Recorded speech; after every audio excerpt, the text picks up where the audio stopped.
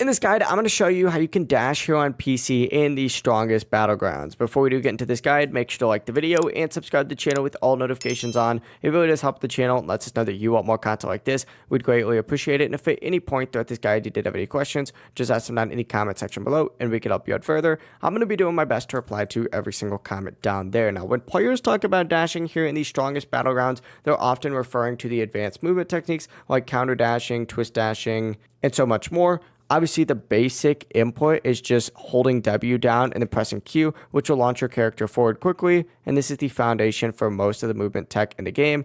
But let's talk about the counter dash, which is a very common technique as well. To do this, just stand outside your opponent's attack range, and we're going to pretend that this right here is our opponent. Essentially, all you need to go ahead and do is about half a second during the window, essentially at the end of their dash. You need to dash in the right as their dash ends, and you can start your combo right before they have time to block or escape.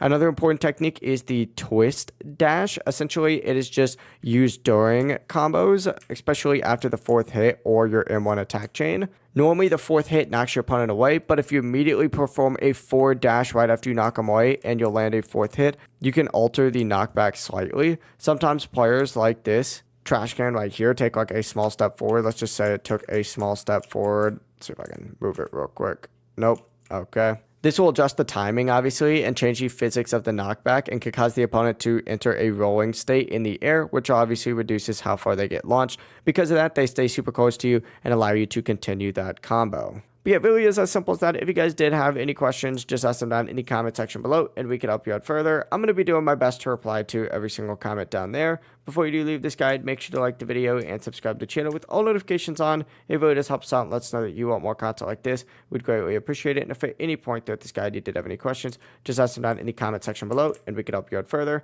Have a great rest of your day though. Peace.